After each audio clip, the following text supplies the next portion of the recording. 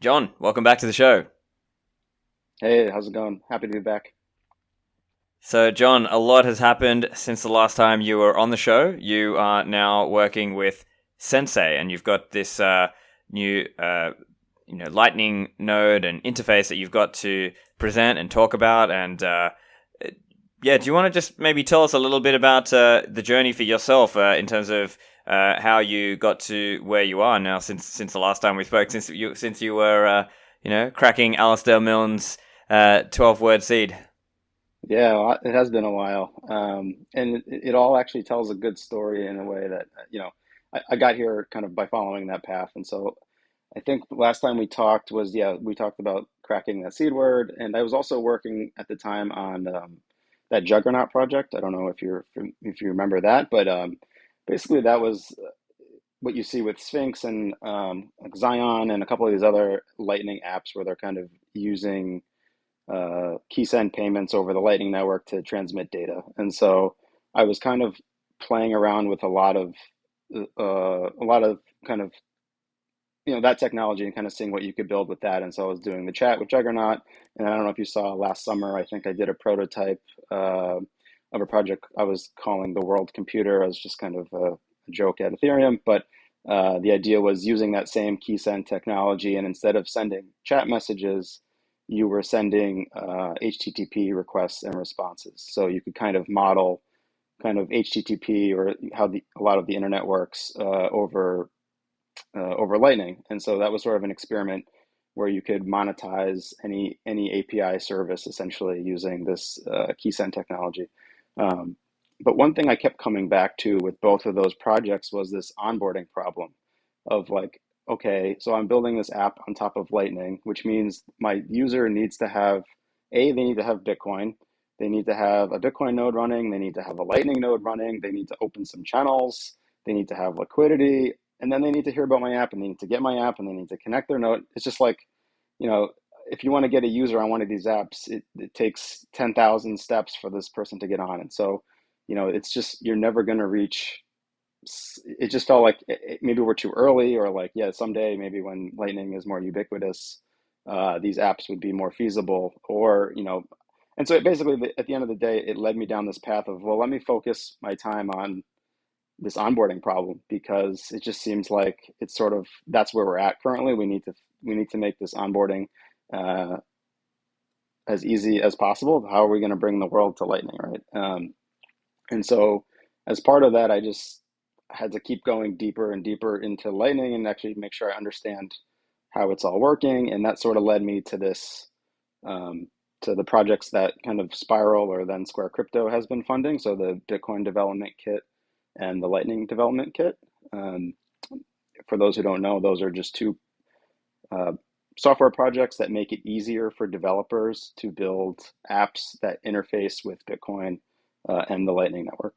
And so I kind of went deep on those and ended up applying and getting a grant through the Spiral grant program to kind of work with these two libraries together.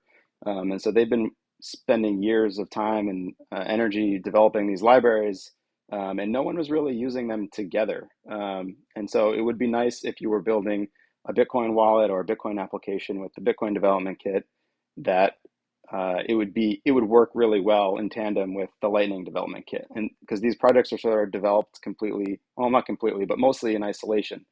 And so some of my work has been to kind of explore building using both of those. And so the kind of culmination of that is what is now being called Sensei, which is a Lightning node implementation that is built on top of both of those projects. So the Bitcoin development kit and the Lightning development kit. And so it's Excellent. And not, just for oh, people go who ahead. aren't familiar, what is BDK and what is LDK? If you could just give a beginner's explanation of what those are. Yeah, sure. So let's start with the BDK. So BDK is the Bitcoin Development Kit. It's written in Rust, though they have bindings for other languages. But the core idea is if you're a developer and you want to build a Bitcoin wallet or any other application that interfaces with the Bitcoin network, so that sort of means it either talks the peer-to-peer network or it needs to create and sign Bitcoin transactions or manage UTXOs or all the other handful of things that an application might need to do that wants to, um, I don't know a better way to say it, I guess, interface with Bitcoin. There is just a lot that you would need to build as a developer, right? You need to be able to uh, connect to the Bitcoin network. You need to be able to fetch blocks. You need to be able to um, create and sign transactions, which in of itself can be very complicated. Like how do you select UTXOs and UTXO management? And so there's just like a endless list of things that you need to implement. And instead of having every single developer needing to kind of re-implement this from scratch, the Bitcoin development kit provides some nice abstractions around those concepts to make it a lot easier to work with. And one of the most important things that it provides is sort of peace of mind. Like when you're working with people's money, it's a little scary. It's scary. You don't want to have a bug that causes someone to lose money. And so when you're working with these projects, you can, it's not 100% guarantee, but you feel a lot better that there's, a handful of experts and people looking at this project and making sure that it's safe. And so you can kind of, again, we don't want to trust not verify, but at some level you have to trust a little bit, and so it helps you just be more confident and not have to deal with all the minutia and low level details of of wiring together and signing Bitcoin transactions. And so it's sort of a toolkit for developers to mm, to do just that, to work with Bitcoin. Yeah. And So it can be yeah, understood as like a way that, let's say, you want to create a Bitcoin app without necessarily doing all the low-level details, as you're saying, of how the transaction should be crafted and constructed. You can leave some of the heavy lifting to BDK, and you're working at a higher level or higher layer in the stack, as it were. yeah, it's a lot like any library you use. The idea is like you can abstract away a lot of the details and not have to worry about the low level implementation details. You can just focus on, your application and the business level kind of business or application level details that are important to you. So it just lets you work way faster with more confidence. Yeah. And now, if you could just give a quick overview for LDK as well. Mhm. Yeah, so it's sort of the same concept, except the Lightning Network is even more complicated, I would say, than just plain Bitcoin network because it's a whole separate peer-to-peer network, a whole nother protocol that needs to be communicated and followed. And so basically, it provides the building blocks and high-level abstractions around the core components of the Lightning Network. And so if you want to build an application or a wallet that um, can operate over the Lightning Network, whether that's send and receive payments, open and close channels, send and receive messages over KeySend, whatever it might be, the Lightning development kit will make it, it just makes it easier for developers to add that kind of functionality to their applications. Excellent. And so now, where does Sensei come into the picture? Like, what is Sensei, and what do you see people using it for? Yeah, so Sensei is a Lightning node implementation. So it's built on top of Lightning development kit. So I didn't re-implement like all of the like the protocol level details because that's what the Lightning development kit is for. But basically, I added a bunch of APIs. So there's the HTTP API, gRPC APIs, as well as encryption and backup of the keys and all the kind of things you would expect from like an LND or C Lightning. So it's sort of like I sort of look at it like it's an LND slash C Lightning slash async alternative, but with the LDK and BDK backend. So it's just yet another option for the market, sort of, with its own little twist. And so at the highest level, you can think of it and use it like you would LND. It's not as mature, so I wouldn't say go do that today, but um, the idea is that it is yet another option to run as a Lightning node. Now, with that said, sort of one of the main differentiating features that it showcases, at least in V1, is this idea of the lightweight child node. Um, and so that idea I actually had this a long time ago, this idea, and I was going to try to build it in LND, but with LND and C Lightning, and it sort of illustrates the sort of one of the main benefits of working with LDK is that you can kind of pick and choose the exact components that you want to work with when you're constructing your node or your wallet or your application. And so that let me um, essentially, well, I guess let's figure out where to start. But the idea is that with a Lightning node, there are like a bunch of components to work on the Lightning network. You need to have, one is the network graph. And so when a node joins the network, they're broadcasting information about their node and all their channels. And all the nodes on the network that want to be able to route payments need to keep track of this graph. They need to keep track of what other nodes exist, what other channels exist. So if I want to send a payment to you over the Lightning Network and I don't have a channel with you, I need to be able to, or my node needs to be able to compute a path to you, right? Before I can send you a payment. And so that's like a whole subsystem of the Lightning Network that every node doesn't, one of these lightweight nodes technically doesn't have. You could trust someone to help you route a payment while still being, non-custodial. So the idea was like, so again, I guess that's one component is the network graph. The other thing is like the chain data. So when you're running a Lightning node, you need to monitor the base Bitcoin layer chain to make sure that someone's not trying to close the channel on you or publish an old state, and just kind of, yeah, make sure that people aren't doing funny things, and you do that by monitoring the chain. And that's typically a very heavy piece of a Lightning node because you need to also be running like a full Bitcoin core node or equivalent. And so those are two good examples of pieces of the Lightning Network stack that could be shared.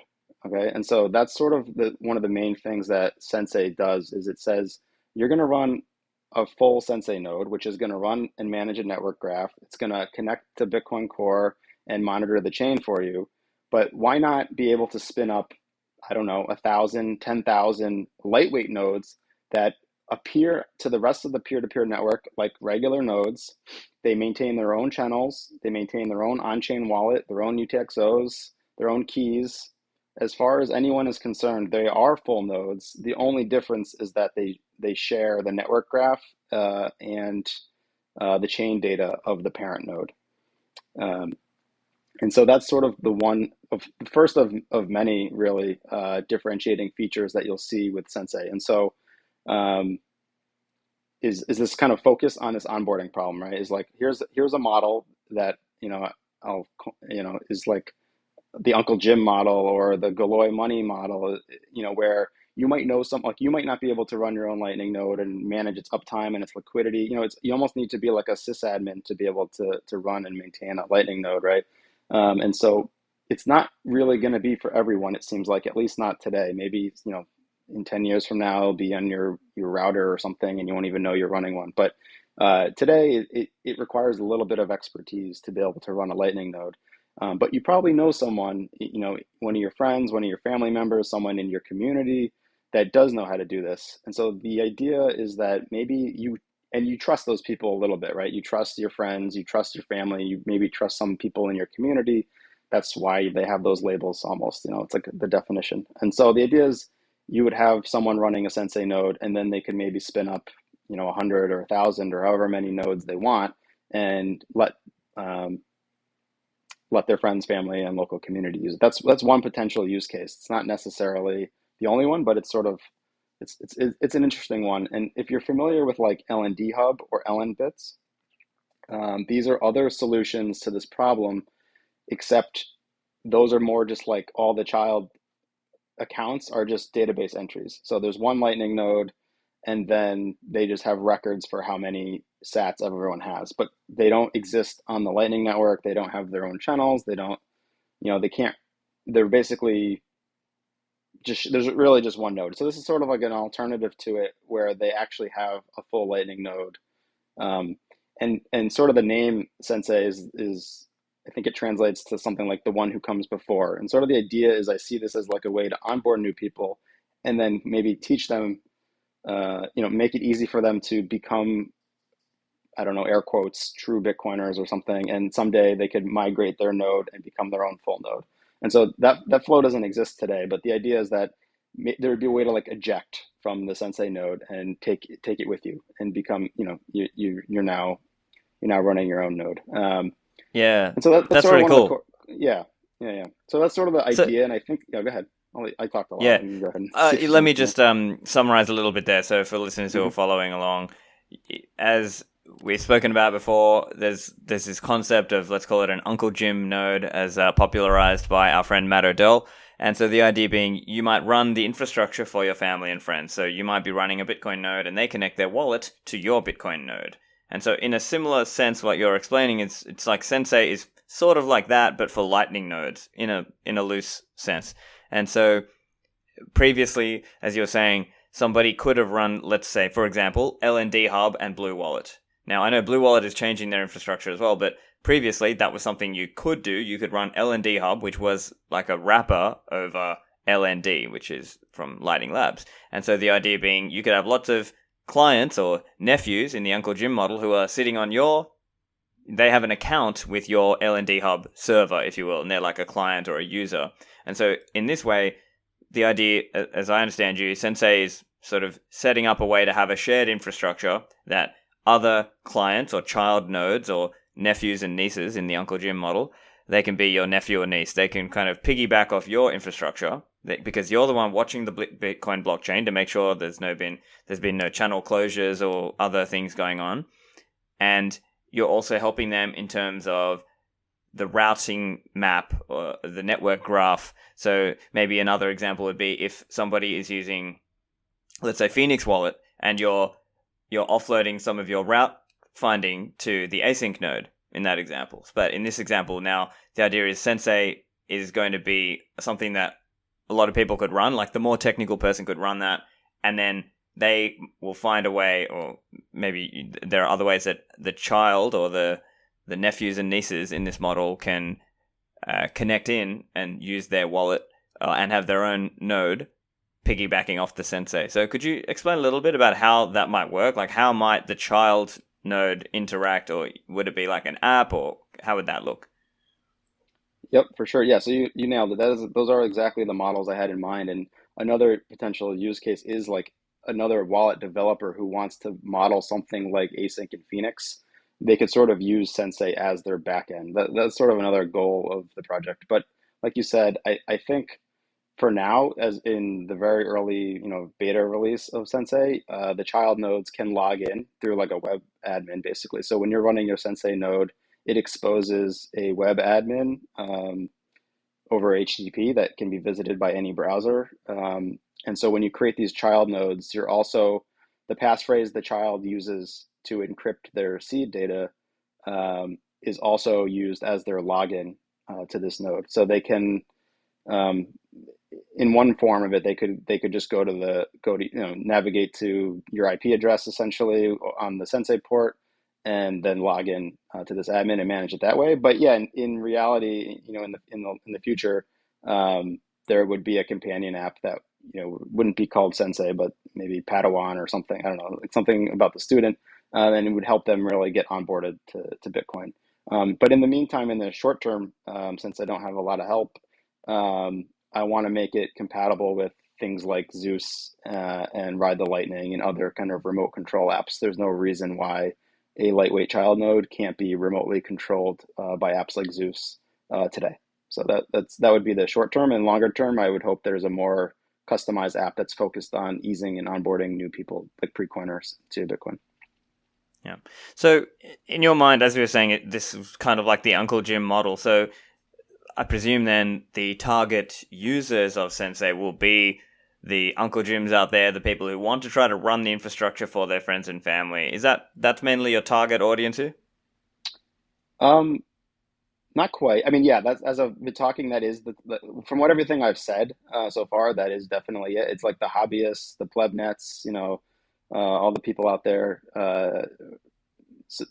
participating in that style today with LND. I think they should give it a try and see if there's something there for them or other use cases I'm not even thinking of to take advantage of these lightweight nodes. I have a couple interesting ideas in mind, but at the same time, one of the benefits of building on top of BDK and LDK is that I sort of automatically get all of the cool features that they're working on, just kind of for free. And so a lot of those features, as you might imagine, since it's been recently announced that Cash App is using LDK to power their Lightning integration. There are a lot of enterprise focused features that the LDK team has been working on.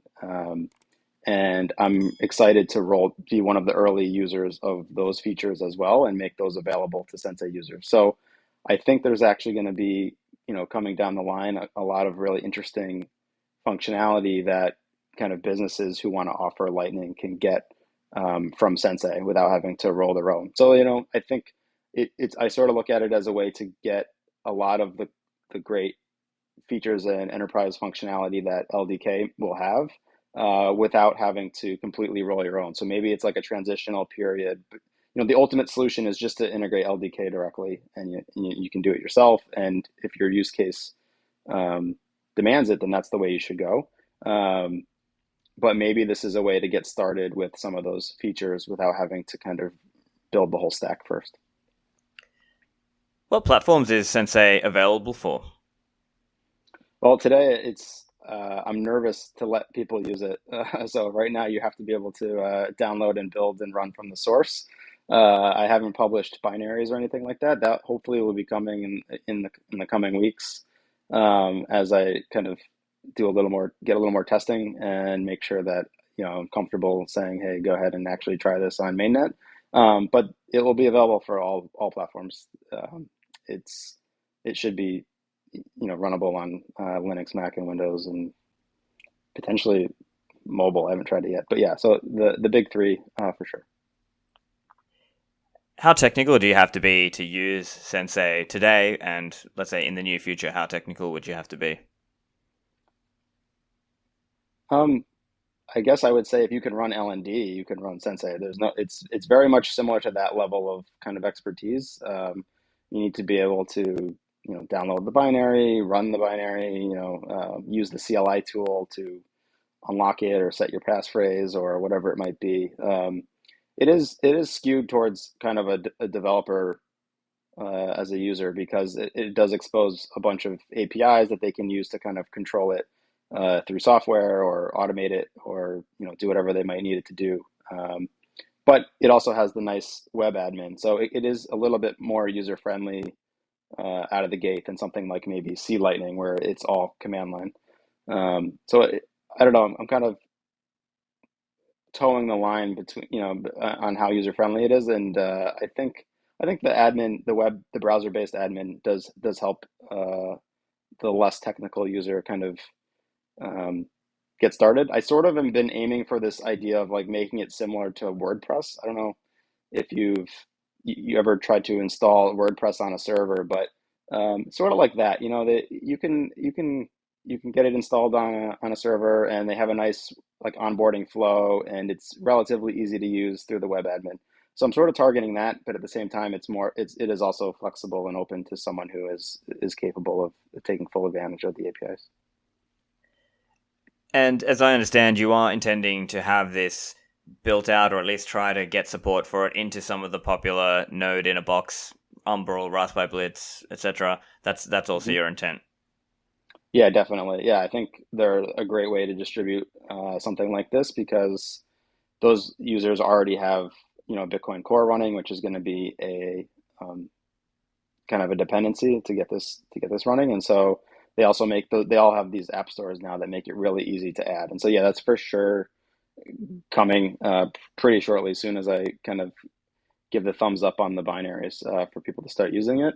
It'll roll out on those stores, and I think they're also the target users. Someone who's running an Umbrel node or Raspberry Blitz or something is definitely the type of person that I want to try out Sensei.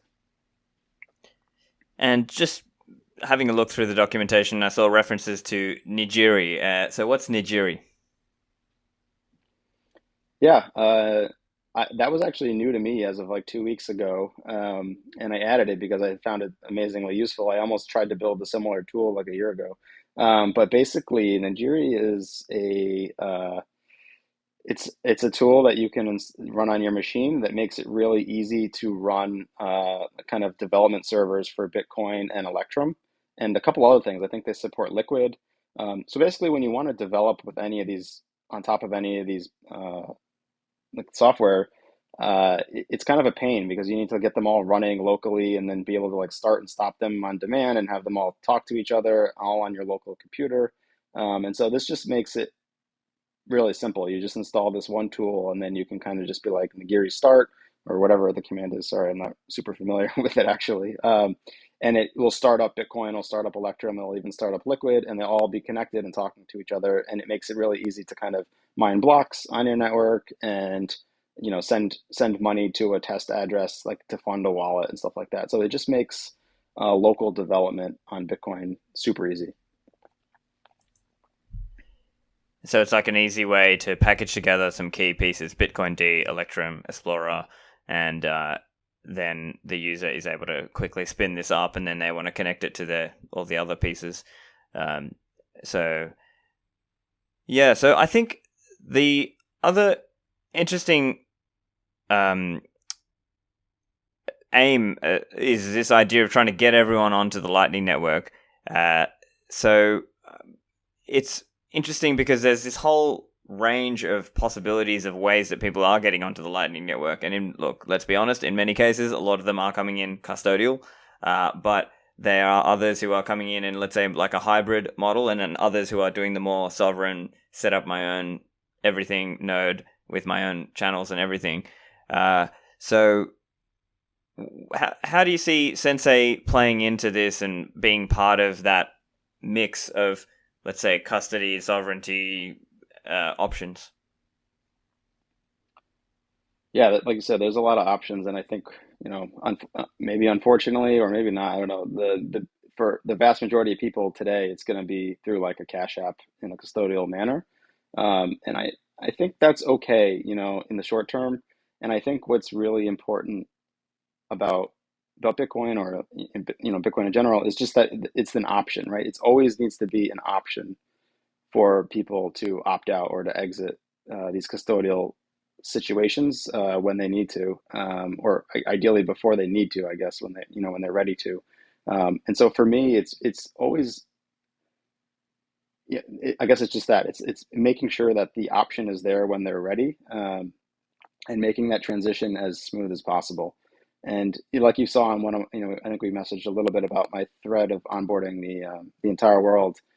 Obviously, with today's tech and readiness of Lightning Network, we can't really onboard the entire world immediately. It's going to take a long time, and that's why I said maybe it's fortunate that a lot of people will start with custodial solutions, because if tomorrow 7 billion people wanted to use the Lightning Network non-custodially, I think we'd be in a little bit of have a little bit of a problem. And so I think in the short term we need these custodial solutions as sort of a crutch, and and let people let it be more of a slow drip onto non-custodial Bitcoin. And in the long run, I think maybe it won't even be for everyone. I don't. Maybe people for some reason are okay trusting Cash App or their government or whatever it might be, and they just want to be able to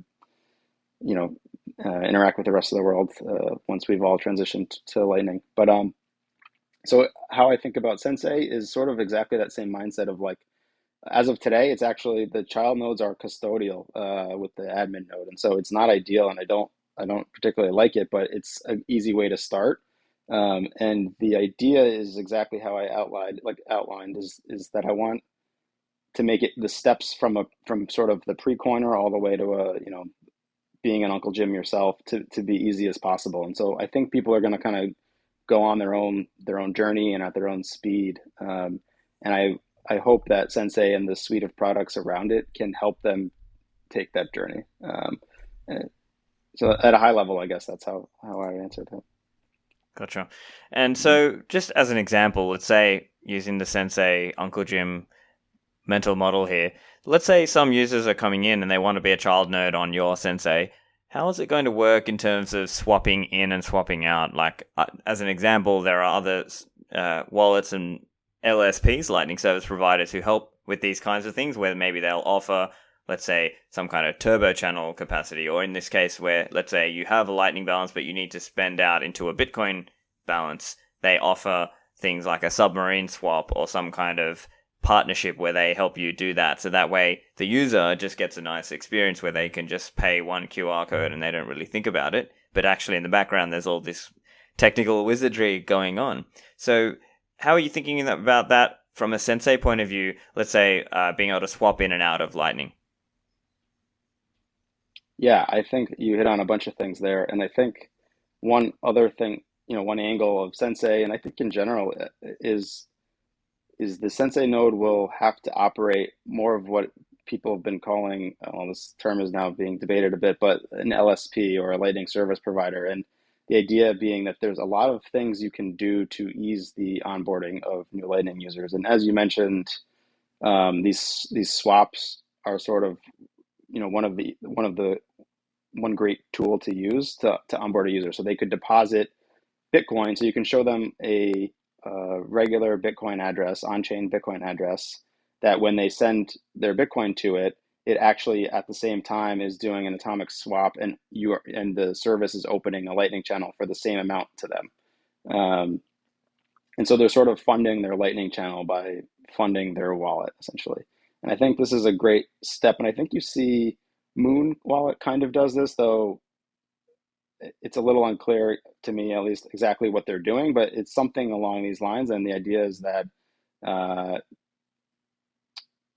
yeah, when I deposit my funds, I'm actually funding my Lightning channel, and they're opening it to me. And you can do other tricks like use zero comp channels in this case, like I think that's what you described as a turbo channel. Turbo channel. Yeah. Yeah, it's becoming more formalized now, what like actually into the spec what a zero comp channel is, and so that would also mean that they don't have to wait the 3 or 6 confirmations to start using the channel. And so this would be like I deposit the money into my 2 of 2 multi-sig with my uncle Jim, and he immediately opens a zero comp channel to me with the same amount of liquidity pointing towards me. And so I can then transact over Lightning essentially instantaneously because there's a little bit of trust there with the Uncle Jim.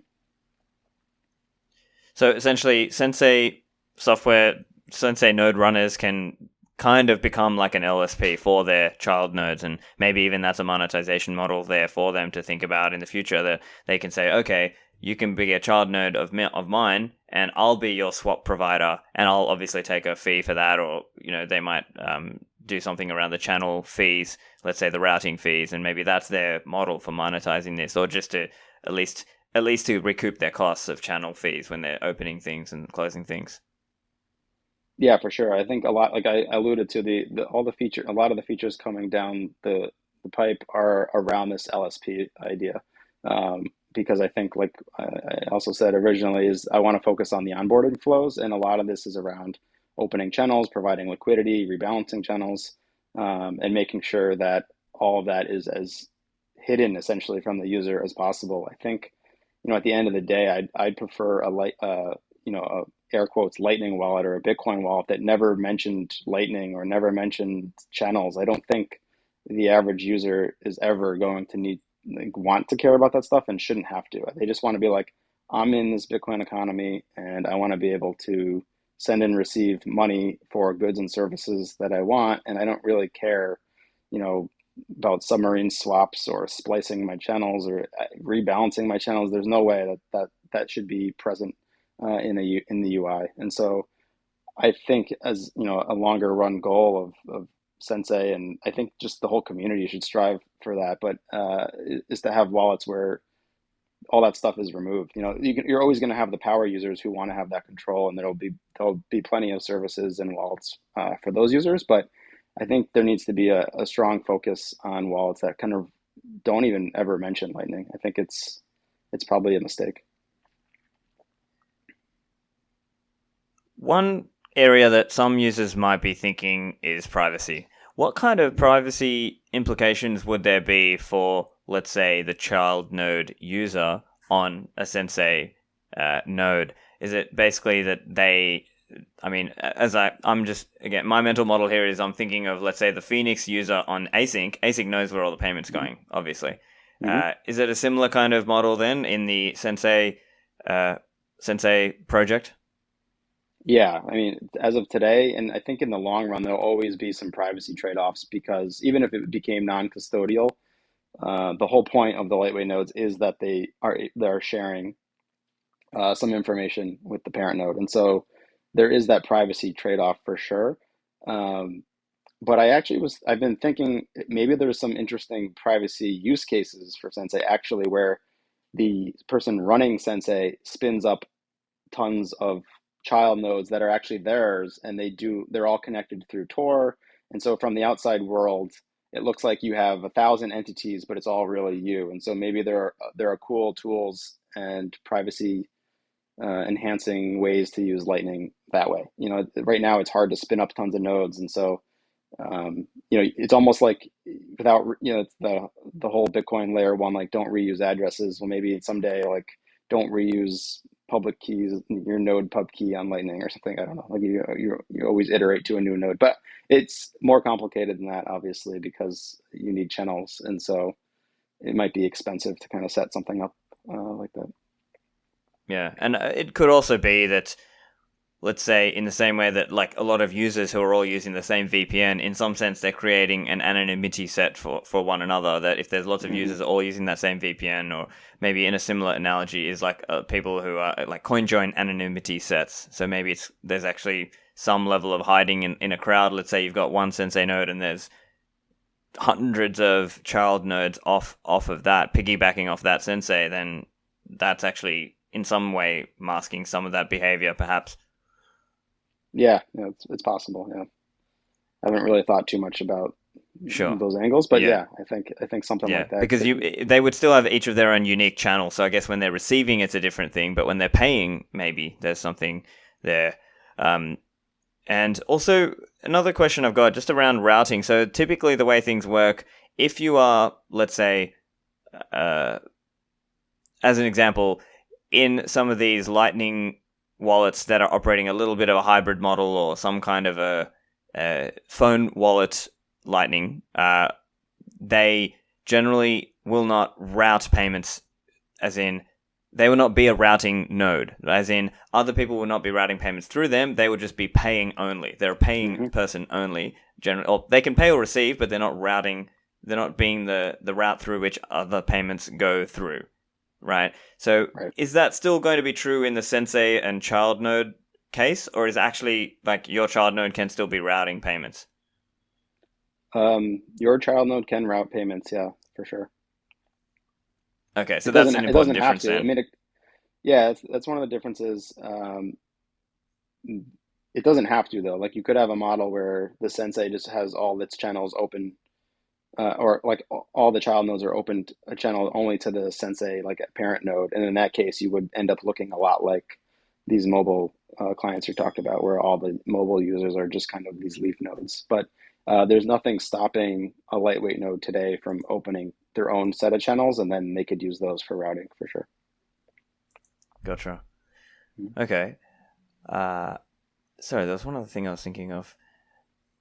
Never mind. Anyway, with the broader, Lightning Network onboarding a lot of people. I'd love to chat a little bit about that thread you did, and listeners, I will put that in the show notes. So that'll be stephanlivera.com/353 for this one.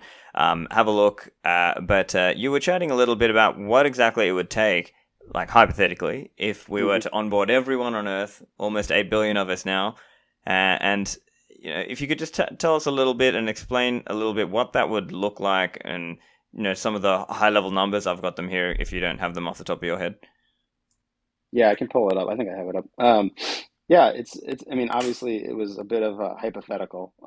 There's a lot of assumptions in there that aren't very realistic, but it was sort of a thought experiment to say, just to try to understand how much time and space it really would take to onboard the entire Earth onto Lightning, like on a Lightning channel, and to get a sense for the magnitude of those numbers, and then kind of think, well, what can we do to reduce that? And if like we mentioned earlier, like if we really did need to onboard 7 billion people tomorrow, what would that look like, and what would happen? And what realistically in the future, what what's coming to help us with that problem?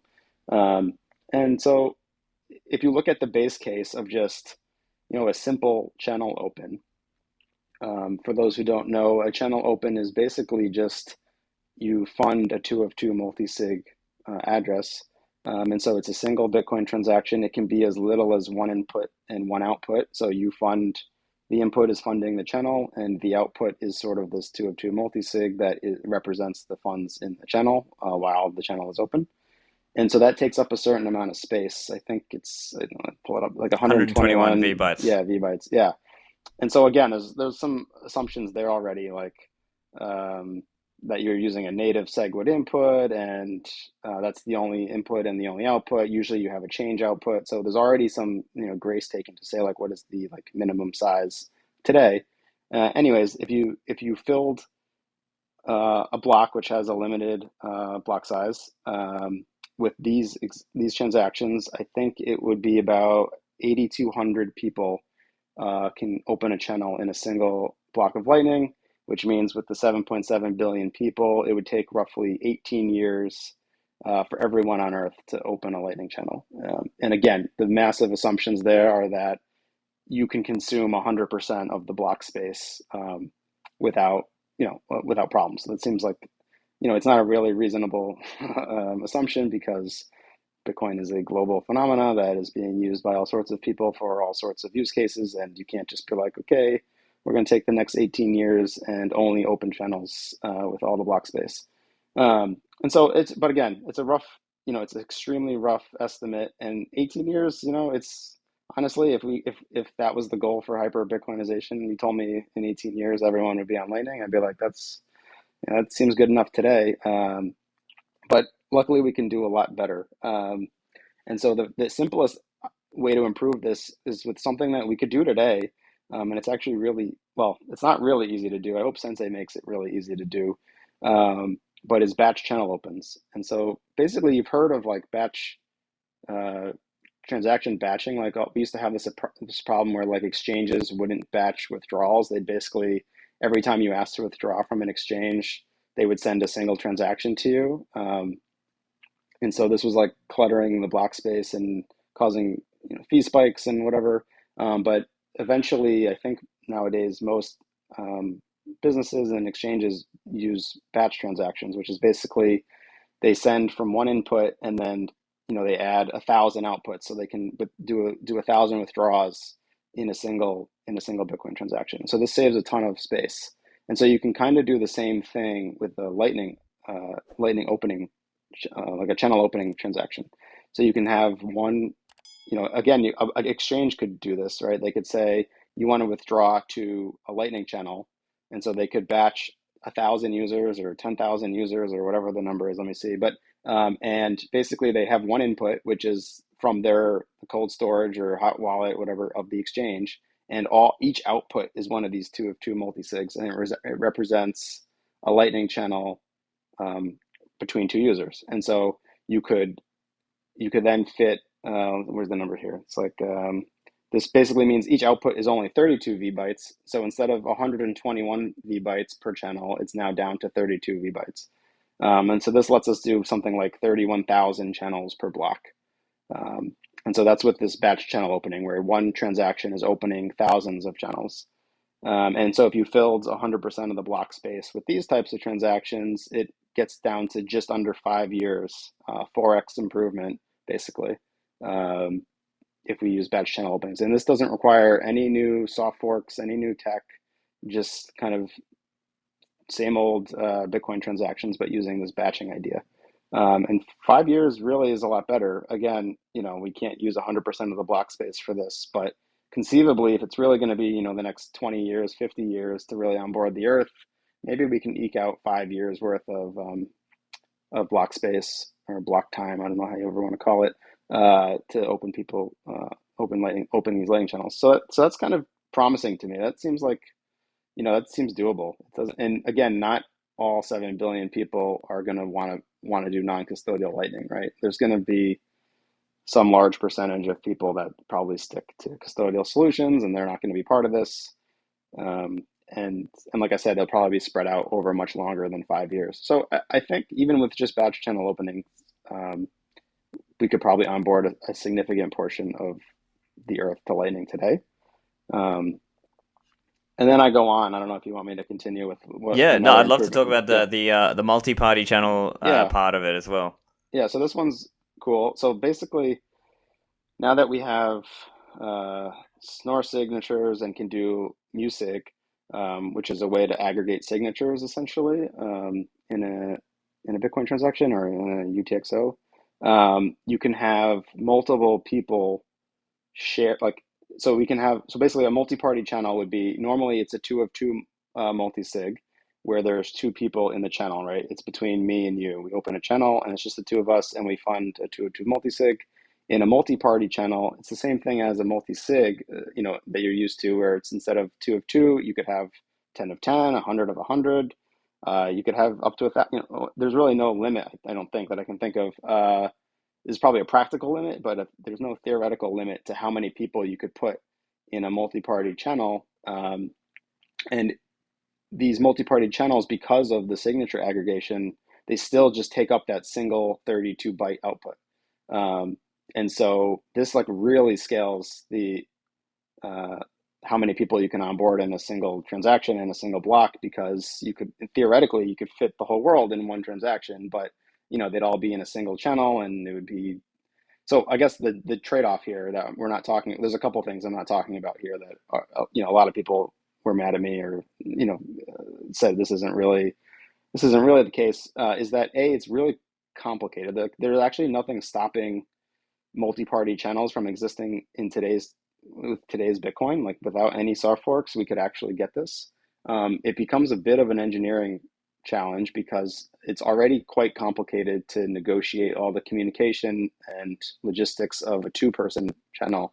And so as you continue to add people to these channels, there's just a lot of shared state that needs to be moved around in the right order and everything signed correctly. And it's just a lot logistically to actually implement, um, especially with the way the Lightning works today, where you have this penalty mechanism. So basically, um, the security of Lightning comes down to the fact that, well, it's not the only thing, but one major aspect of it is that if someone tries to broadcast an old state, you can penalize them by broadcasting a penalty transaction that steals all their money.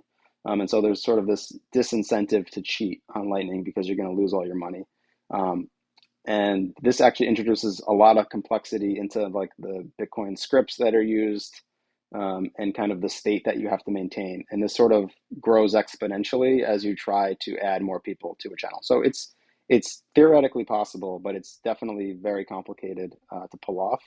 But luckily, in the future, there's an improvement proposed called L2, spelled differently than the L2. ELTOO, yeah. Yeah, sorry, I mean, it was too confusing. But yeah, so basically there's an improvement to Lightning that hopefully will come, that removes this penalty mechanism and makes it a lot simpler to implement Lightning, and will make doing these multi-party channels a lot simpler. And so we'll probably see people start to experiment with them.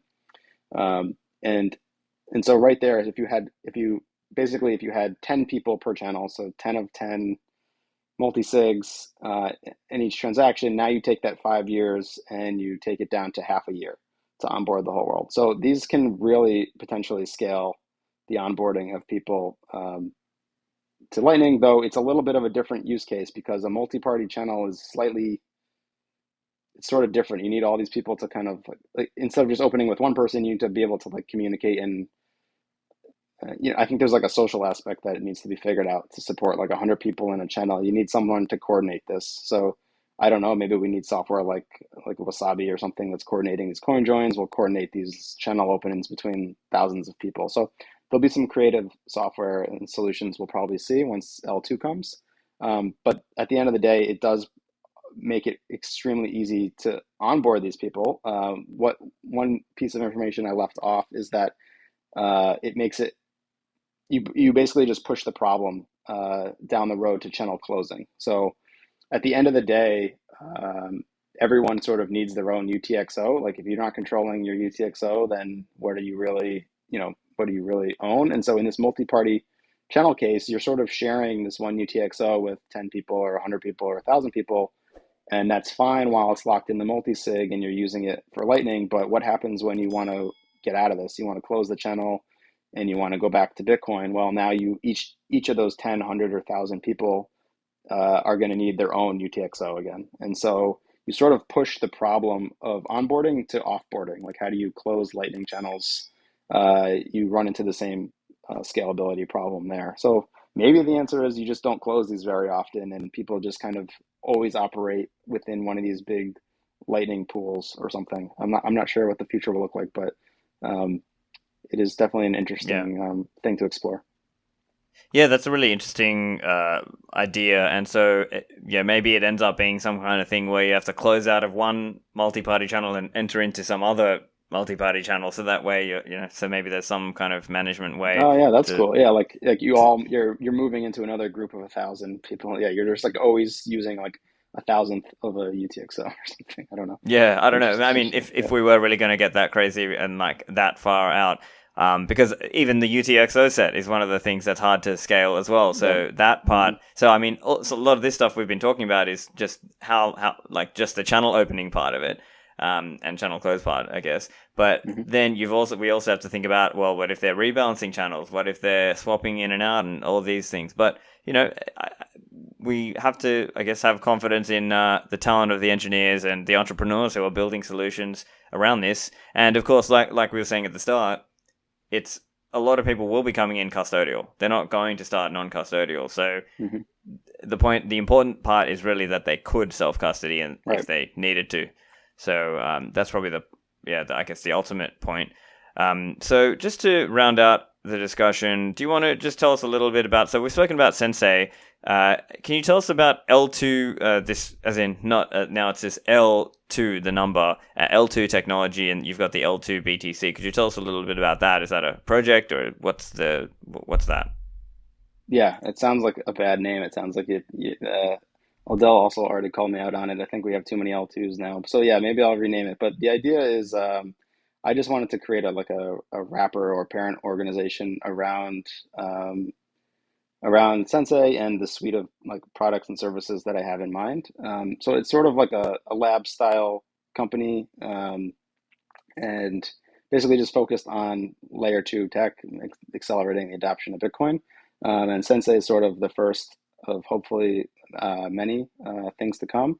Um, and it's just sort of a way to give it some structure. So there will be some services around maybe like LSP style services that will come down the line. But I'm also interested in exploring other layer two tech. So Lightning is just sort of the most prominent one today, but there's things like state chains and the Chaumian federated mints that are being worked on behind the scenes. There's also this, I don't know how to pronounce it, but Nostra project that has gained a little bit of steam recently. And so I have my eyes on all these things, and I'm trying to figure out what makes sense and how to tie them into Lightning and Bitcoin in general, and how they might help with general Bitcoin adoption. And so it's sort of just an umbrella to contain all of these projects that I hope to work on. Excellent. And so for listeners who want to get involved or contribute in some way or get in touch with you, what's the best way for them to get into Hmm. it? I do have DMs open on Twitter, so at John Cantrell 97. I also hang out mostly in the BDK and LDK Slack and Discord channels, so come on over there if you're interested in those projects. Always happy to help if I can. Yeah, those would be the two main ways. Excellent. Well, thanks again for joining me. I enjoyed the chat. Yeah, thanks for having me. Hope we get you to talk again soon.